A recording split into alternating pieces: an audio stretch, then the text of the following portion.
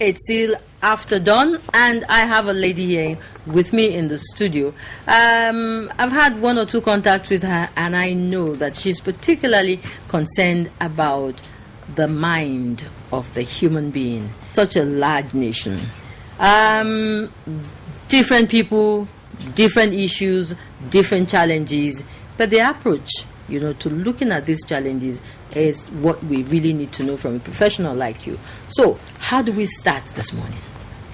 Well, as if earlier said, Nigeria is large, and we have over 160 million people and counting, and of course the youth form the bulk of this 160 million people. So the challenges, we are not looking at those for the very young now, because they have people like feed them, clothe them. Okay. Then the elderly too, people also look at them as this anybody. That group of people, the youth, and of course the productive age group, they're the ones that we really look into, because they are the ones that face so much challenges, and the challenges are unending, from as common as poverty, which is glaring. That one you can't even erase it. We are just passing through it on a daily basis. So as common as, of course, what the different other health challenges can be: infection, places like Lagos, the traffic, then of course the basic life things we need. Basic infrastructures are not even there, so some people can't cope with such issues. So stressful life situation, we call them like life experiences or traumatic life events. Some people can cope, while some people can maneuver, while there's another group of people, they can't even cope at all.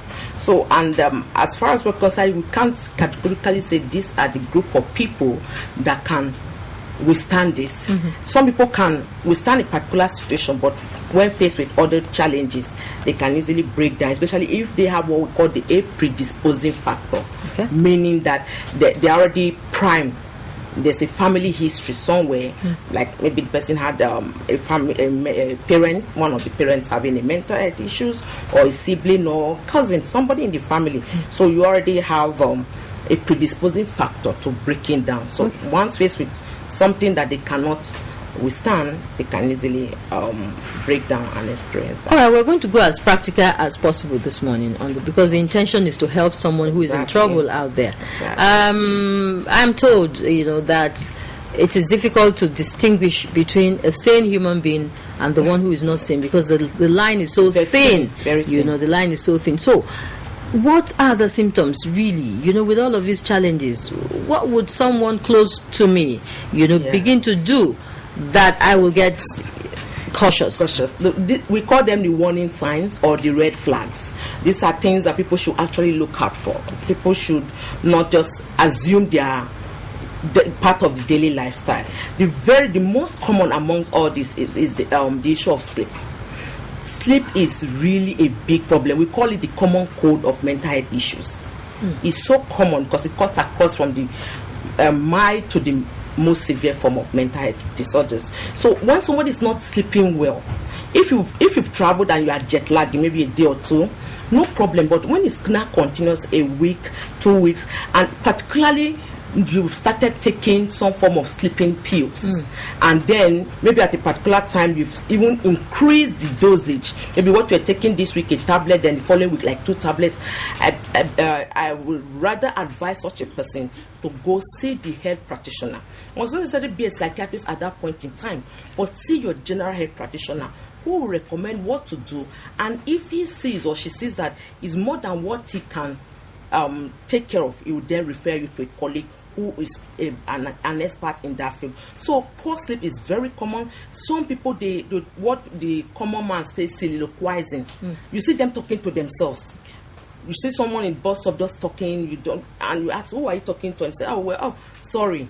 And that means this person has bottled up so much that is now speaking. Either he start hearing some voices speaking with him, or he start seeing some strange things which only him or her sees, not any other person. That's another part of it. Why some people have the issue of either overeating or not even eating at all. So it's not only when you are stressed that you are not eating. Some people, when they are stressed, they actually eat so much. That's another part. Why some people, we see them, they start, we recognize as social withdrawal. Maybe the person was more out going before.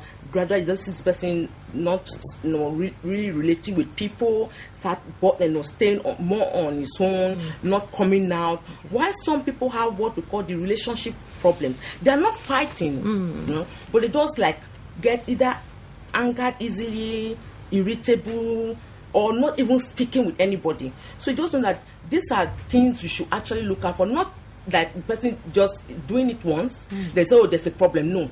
You will have looked at this person over a certain period, at least minimum 2 weeks. Minimum. Wow. 2 weeks. So before you can say, okay, this person needs to see a health practitioner to evaluate. And because no one wants to see a psychiatrist. No. I mean, that's like the and limits. that is a big issue.